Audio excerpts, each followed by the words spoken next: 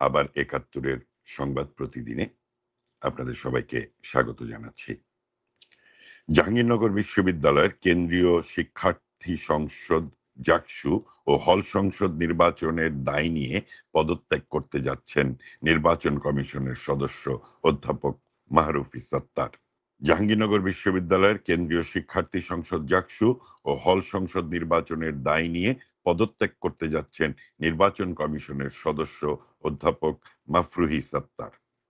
শুক্রবার নতুন কলাভবনে এক সংবাদ সম্মেলনে তিনি এ ঘোষণা দেন। অধ্যাপক মাফরুহি সত্তার বলেন, নির্বাচন লেভেল প্লেইং ফিল্ড নিশ্চিত হয়নি, বিভিন্ন অনিয়ম হয়েছে, অনেক অভিযোগ উত্থাপিত হয়েছে। তিনি বলেন, আমাকে বিভিন্নভাবে চাপ দেওয়া হয়েছে, আমি কোনোভাবে মেনে নেইনি। কেন চাপে আমি মাথা নত করব? আমি কোনো চাপে মাথা নত করব না। চট্টগ্রাম বিশ্ববিদ্যালয়ের কেন্দ্রীয় ছাত্র সংসদ চাকসু ও হল সংসদে নির্বাচনে অংশগ্রহণ করবে কিনা তা ভেবে দেখবে ছাত্রদল। বৃহস্পতিবার ১১ সেপ্টেম্বর এক সাক্ষাৎকারে এমনটি জানিয়েছেন শাখা ছাত্রদলের সেক্রেটারি আবদুল্লাহ আল নোমান। তাদের অভিযোগ, বিশ্ববিদ্যালয় প্রশাসনে একাধিক ব্যক্তি বসে আছেন যারা একটা দলের হয়ে কাজ করেন। তারা থাকলে নিরপেক্ষ ও সুষ্ঠু নির্বাচন সম্ভব নয়।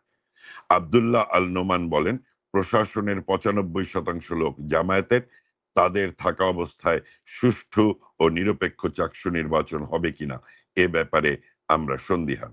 বিশেষ করে প্রক্টরিয়াল বডি ও রেজিস্ট্রারের পদত্যাগ বাধ্যতামূলক, আর নির্বাচন কমিশনেও সংস্কার করতে হবে। আমরা দাবি জানিয়ে আসছি সে জায়গাগুলোতে নিরপেক্ষ লোক বসানোর জন্য, কিন্তু আমাদের কথা শোনা হয়নি। জামায়াতের মুনাফিকি আবারও প্রকাশ্যে, বাংলাদেশে শতভাগ সুষ্ঠু নির্বাচন সম্ভব নয় বলে দাবি জামায়াত নেতার। বৃহস্পতিবার ১১ সেপ্টেম্বর রাজধানীর সিডাপ মিলনায়তনে নাগরিক কোয়ালিশন আয়োজিত সুষ্ঠু নির্বাচনের প্রত্যাশা ও চ্যালেঞ্জ শীর্ষক গোলটেবিল বৈঠকে বাংলাদেশে শতভাগ সুষ্ঠু নির্বাচন সম্ভব নয় বলে মন্তব্য করেছেন বাংলাদেশ জামায়াতে ইসলামীর সহকারী সেক্রেটারি জেনারেল অ্যাডভোকেট এহসানুল মাহবুব জুবায়ের। ক্ষমতায় যেতে নির্বাচন ঘিরে নানা ফন্দি আটছে জামায়াত নেতারা। কিছুদিন আগে প্রধান উপদেষ্টার বক্তব্যেও একইভাবে নির্বাচন ও বাংলাদেশি ভোটারদের নিয়ে কুরুচিপূর্ণ মনোভাব প্রদর্শনী দেখা গিয়েছে। চলতি বছরের জুনে লন্ডনে বসে এই অবৈধ অগণতান্ত্রিক রাষ্ট্রপ্রধান বলেন, বাংলাদেশের জনগণ টাকা খেয়ে ভোট দেয়। বলা হয়ে থাকে, ইউনূসের উপদেষ্টা পরিষদকে সামনে রেখে প্রশাসন চালাচ্ছে জামায়াতের নেতারা। ক্ষমতায় যেতে তারা নতুন পিআর পদ্ধতির প্রস্তাব দিয়ে বেড়াচ্ছেন, যে পদ্ধতি সম্পর্কে জনগণের কোনো ধারণা নেই। আচমকা সে পদ্ধতি চাপিয়ে ক্ষমতায় যেতে চায় জামায়াত। কারণ জামায়াত জানে তাদের জনসমর্থন নেই। কিছু উগ্রবাদী ছাড়া আপামর বাংলাদেশের জনতা এদের চিরকালই বর্জন করবে। জামায়াতের সুরে সুর মিলিয়েই ইউনূসগণ তাদের বয়ান তৈরি করে। পিআরকে জায়েজ করতে এ পদ্ধতির পক্ষে অবস্থান নিতে প্রয়াস চালায় ইউনূসের উপদেষ্টা পরিষদ। জনগণ জামায়াতের মুনাফিকি এখন বুঝতে পেরেছে। জামায়াত নেতার বক্তব্য অনুযায়ী বাংলাদেশ শতভাগ সুষ্ঠু নির্বাচন সম্ভব না হলেও সম্প্রতি ডাকসুর নির্বাচনে শিবিরকে বিজয়ের ব্যাপারে তারা সুষ্ঠু হিসাবেই গণ্য করেছে। অর্থাৎ জামায়াতের একটাই লক্ষ্য, যেভাবেই হোক ক্ষমতায় যাওয়া। যেখানে তাদের ক্ষীণ সম্ভাবনা থাকে সেখানেই জামায়াত ষড়যন্ত্রের ফাঁদ পাতে।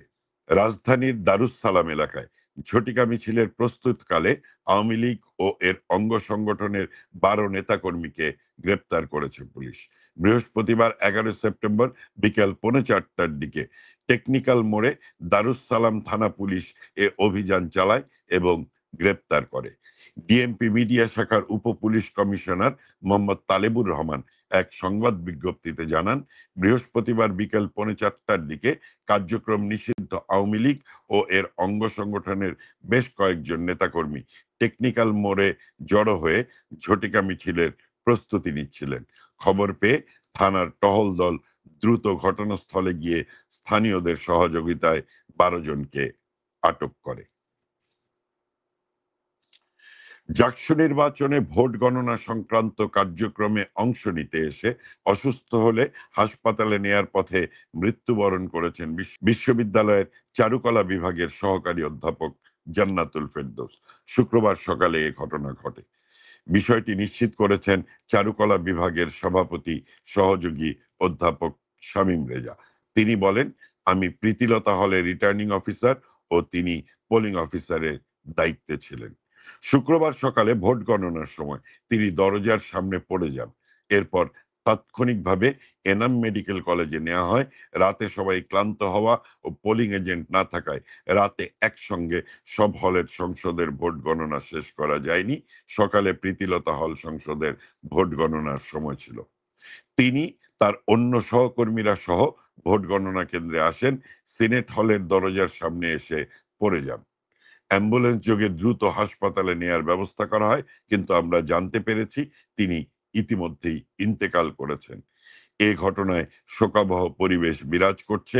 জাকসু নির্বাচন কমিশনের অব্যবস্থাপনা, নির্বাচন নিয়ে দিনভর বিভিন্ন অনিয়মের কারণে ভোট গ্রহণ ও গণনার দীর্ঘ সময় ক্ষেপণের কারণে তার মৃত্যু হয়েছে বলে ক্ষোভ প্রকাশ করেছে শিক্ষার্থীরা।